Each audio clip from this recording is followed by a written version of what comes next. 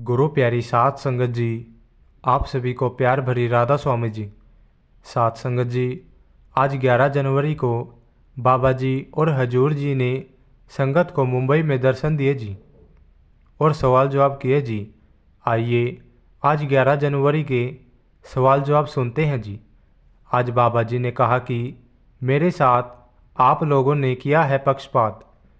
आखिर बाबा जी ने ऐसा क्यों कहा, यह भी हम आपको आज के सवाल जवाबों में बताएंगे जी। आइए अब सुनते हैं जी आज के सवाल जवाब। एक लड़की ने बाबा जी से पूछा कि बाबा जी, क्या किस्मत का लिखा कोई बदल सकता है? इस लड़की को बाबा जी ने बिल्कुल साफ साफ कहा कि इस संसार की कोई ताकत हमारी किस्मत को ना बदल सकती है और ना रोक सकती है। जो किस्मत में लिखा है वह हमें ज़रूर मिलेगा और किस्मत से बढ़कर कभी कुछ नहीं मिलेगा। फिर आगे इसी लड़की ने पूछा कि बाबा जी, कभी कभी लोग हमारे लिए विश मांगते हैं, तो क्या लोगों की दुआएं लगती है? तो बाबा जी ने समझाया कि बेटा, किसी के दुआ या बद्दुआ देने से हमारी किस्मत का लिखा नहीं बदल सकता। कोई चाहे विश करे या बद्दुआ दे, मिलेगा हमें हमारी किस्मत का। फिर इसी लड़की ने पूछा कि बाबा जी, हम कैसे पहचान करें कि सामने वाला हमारा वेलीविजर है? बाबा जी ने समझाया कि बेटा, दुनिया में कोई वेलीविजर नहीं होता, दुनिया बड़ी ही मतलबी है। फिर आगे एक भाई ने बाबा जी से पूछा कि बाबा जी, आप कहते हो कि सब कुछ पहले से ही लिखा हुआ है और जो लिखा है वही हो रहा है, तो अगर जब सब कुछ पहले से लिखे के हिसाब से हो रहा है तो फिर हमारे कर्म क्यों बनते हैं? बाबा जी ने समझाया कि बेटा, यह बात ठीक है कि जो किस्मत में लिखा है वही होता है, लेकिन किस्मत कैसे बनती है? किस्मत बनती है हमारे कर्मों से। किस्मत हमें एक मोड़ पर लाकर खड़ा कर देती है। अब उस मोड़ से सही और गलत रास्ते की पहचान हमें करनी पड़ती है। सही रास्ता चुनेंगे तो कर्म नहीं बनेंगे, और अगर गलत रास्ते पर चलेंगे तो कल को भुगतान भी हमें ही देना पड़ेगा। फिर यह भाई कहने लगा कि बाबा जी, मैं औरंगाबाद से आया हूँ और लास्ट टाइम जब आप औरंगाबाद आए थे तो मैं बेंगलुरु में था और इसलिए आपके दर्शन नहीं कर सका। इस बार आप जब औरंगाबाद आओ तो दर्शन ज़रूर देना। बाबा जी ने हंसते हुए कहा कि आप मुझे अपना शेड्यूल भेज देना, फिर मैं उसी हिसाब से अपने टूर के प्लान बना लिया करूँगा। इस बात पर संगत बहुत हंसी थी। फिर आगे एक बीवी ने पूछा कि बाबा जी, अगर कोई सत्संगी परिवार में जन्मा हो लेकिन नामदान से पहले ही उसकी मौत हो जाए, तो क्या अगला जन्म उसको फिर से सत्संगी परिवार में मिलेगा? तो बाबा जी ने समझाया कि बेटा, सब कुछ कर्म पर निर्भर करता है। कर्म निर्धारित करते हैं कि हमारा जन्म दुनिया के कौन से देश में और किसके घर होगा। हमें इन सब को मालिक की मौज पर छोड़ देना चाहिए। फिर आगे यही बीवी कहने लगी कि बाबा जी, जो सपने आते हैं तो क्या वह सच होते हैं? तो बाबा जी ने समझाया कि बेटा, सपने हमारे मन पर पड़े प्रभावों के कारण आते हैं। अच्छा सपना आए तो उसको याद रखो, बुरा आए तो भूल जाओ। सपनों का हकीकत से कुछ लेना देना नहीं होता। फिर आगे एक भाई ने बाबा जी से पूछा कि बाबा जी, क्या मालिक के साथ जुड़ने के लिए नामदान लेना ज़रूरी है? बाबा जी ने समझाया कि नामदान इसलिए लिया जाता है कि हम मालिक का शुक्र कर सकें। यह ज़रूरी नहीं कि आप किसी खास संस्था से नामदान ले सकते हो। जहां आपको खुशी मिले वहां से आप नामदान लेकर मालिक का शुक्र कर सकते हो। मकसद तो सभी का एक ही है, मालिक की भक्ति करके मालिक के साथ रिश्ता जोड़ना। फिर आगे एक भाई ने बाबा जी से पूछा कि बाबा जी, कभी कभी मन कंट्रोल नहीं हो पाता, तो हम मन को कंट्रोल कैसे कर सकते हैं। बाबा जी ने समझाया कि बेटा, मालिक ने इंसानी जामे में विवेक की ताकत दी हुई है। जब हम सोच समझकर कदम बढ़ाएंगे तो हमारे लिए अच्छा होगा, और अगर हम मन के पीछे लगकर आगे बढ़ेंगे तो मन कभी भी कंट्रोल में नहीं आएगा। फिर आगे एक लड़के ने बाबा जी से पूछा कि बाबा जी, मैं जब बचपन में था तो मैं सेवा भी किया करता था और सत्संग पर भी जाता था, और अब मैं कॉलेज में हूँ, लेकिन अब मेरा ध्यान इस तरफ से कम होता जा रहा है। अब मैं उतने सत्संग पर नहीं जा पाता जितना पहले जाता था। तो बाबा जी ने समझाया कि बेटा, इस उम्र में अक्सर मन कहीं और ही लगने लगता है। बाबा जी ने यह बात कहते कहते हाथ से बीवियों की तरफ इशारा किया, तो यह देखकर सब हंसने लगे थे। फिर आगे एक लड़की ने बाबा जी से पूछा कि बाबा जी, क्या बिना नामदान के मैं भजन सिमरन कर सकती हूँ। तो बाबा जी ने समझाया कि बेटा, नामदान के बिना आप मेडिटेशन कर सकते हो, लेकिन सिमरन के लिए नामदान होना ज़रूरी है।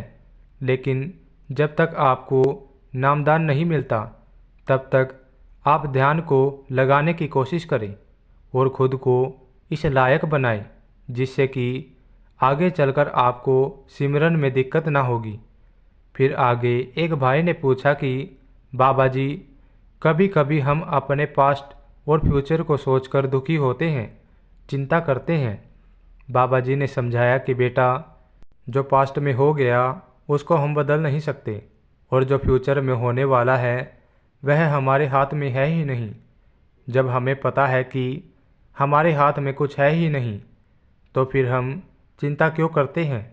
बाबा जी बोले, चिंता ताकि कीजिए जो अनहोनी होए। अब अगर हम पिछले वक्त और आने वाले वक्त की चिंता करेंगे तो फिर तो हम अपना आज भी अच्छे से नहीं जी पाएंगे। फिर आगे एक लड़की ने बाबा जी से पूछा कि बाबा जी, क्या एस्ट्रोलॉजी सच होती है या यह सब सिर्फ मन को समझाने और झूठी तसल्ली देने के लिए है। बाबा जी ने समझाया कि बेटा, एस्ट्रोलॉजी में साइंस होती है, और अगर हम पुराने ज़माने की एस्ट्रोलॉजी की बात करें तो उस समय लोग इस गहराई तक जाते थे, लेकिन आजकल ऐसा नहीं होता। फिर आगे एक भाई ने बाबा जी से पूछा कि बाबा जी, कभी कभी जब हमें कोई चीज़ नहीं मिलती तो हम बहुत परेशान हो जाते हैं और ख़ुद को संभाल नहीं पाते। तो बाबा जी ने समझाया कि बेटा, हमें कभी भी किसी चीज़ के ना मिलने का पछतावा नहीं करना है। जो भी होता है वह अच्छे के लिए ही होता है। अगर हम हार के बैठ जाएंगे तो हम आगे नहीं बढ़ पाएंगे। इसलिए जो भी हुआ उससे सीखकर फिर से कोशिश करनी चाहिए। फिर आगे एक लड़की ने बाबा जी से पूछा कि बाबा जी, मैं एक पानी वाले जहाज़ में नौकरी करती हूँ, तो वहाँ कभी कभी हमें नॉनवेज सर्व करना पड़ता है, तो क्या इससे भी मेरे कर्म बनेंगे। तो बाबा जी ने समझाया कि बेटा, वह आपकी ड्यूटी है और आप उसको खा तो नहीं रहे ना, इसलिए इससे कोई कर्म नहीं बनेंगे। बाबा जी ने कहा कि बैंक में जब कोई नौकरी करता है तो उसको हर रोज़ लाखों रुपए जमा करने पड़ते हैं। अब उसको तो नहीं पता कि यह पैसे अच्छे कर्मों से है उसके हाथ में आ रहे हैं या बुरे काम करके कमाए हैं। वह तो अपनी ड्यूटी पूरी कर रहा है। फिर एक लड़के ने बाबा जी से पूछा कि बाबा जी, मेरा मन करता है कि मैं भी रूहानी मंडलों में जाकर नज़ारे देखूं, क्या मेरे लिए यह पॉसिबल है। तो बाबा जी ने समझाया कि बेटा, सब कुछ पॉसिबल है।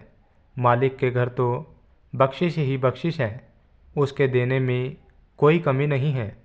जब हम संभालने लगेंगे तो मालिक और खुलकर हमें देने लगेगा। फिर आगे एक बीवी ने कहा कि बाबा जी, मेरी मम्मी बहुत बुजुर्ग है और जब भी हम घर में आपका सत्संग या शब्द लगाते हैं तो मेरी मम्मी ज़ोर ज़ोर से बोलने लगती है कि मैं बाबा जी हूँ, मैं बाबा जी हूँ, और हम उन्हें चुप करवाते हैं तो वह मानती नहीं। बाबा जी ने समझाया कि बेटा आप घबराओ मत।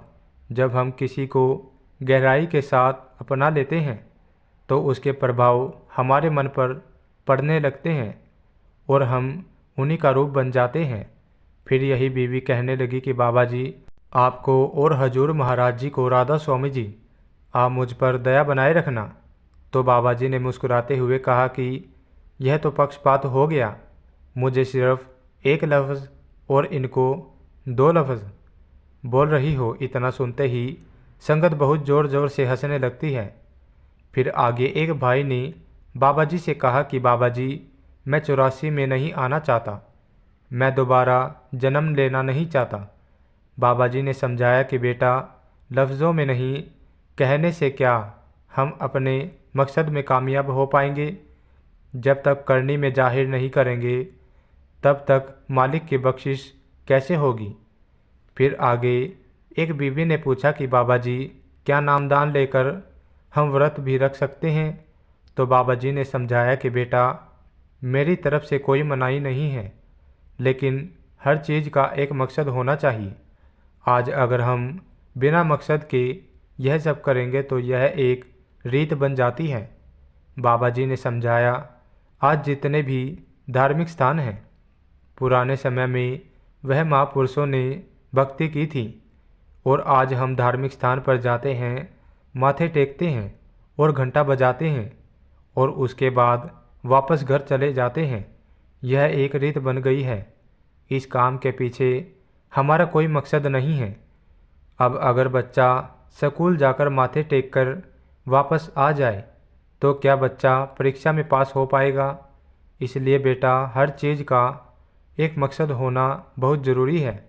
फिर आगे एक बीवी ने पूछा कि बाबा जी क्या हमें मंदिर जाना चाहिए। तो बाबा जी ने समझाया कि बेटा मंदिर का मतलब होता है मन के अंदर, लेकिन हमने मालिक को अपने मन के अंदर ढूंढने की बजाय कहीं और ढूंढना शुरू कर दिया। फिर एक भाई ने बाबा जी से पूछा कि बाबा जी घर में एक दो सदस्य नॉनवेज खाते हैं तो क्या हमें वह बर्तन इस्तेमाल करने चाहिए। बाबा जी ने समझाया कि बेटा बर्तन को अच्छी तरह से साफ करके आप इस्तेमाल कर सकते हो। फिर आगे एक लड़की बाबा जी से कहने लगी कि बाबा जी मेरा ध्यान नहीं लग पाता।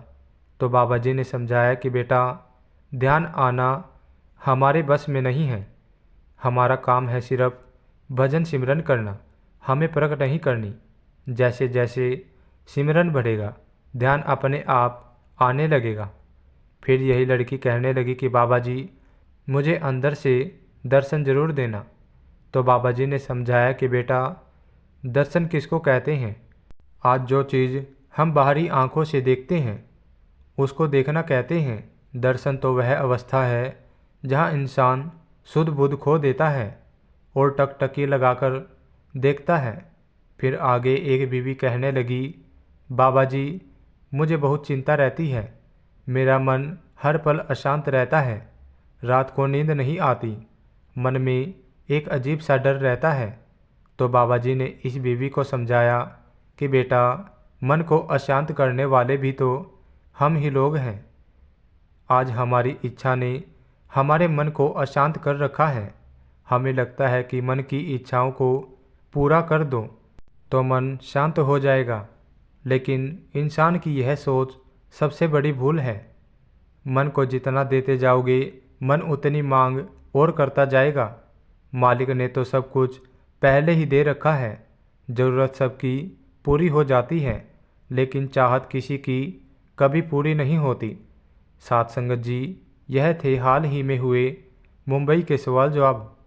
साथ संगत जी इसी के साथ मैं आपसे विदा लेता हूँ। मिलते हैं एक और नई वीडियो के साथ। कमेंट में राधा स्वामी लिखकर अपने शहर का नाम ज़रूर से लिख देना जी, जिससे कि हमें पता चल सके कि बाबा जी की संगत शहर के किस किस कोने से हमारी वीडियो देख रही है जी। राधा स्वामी जी।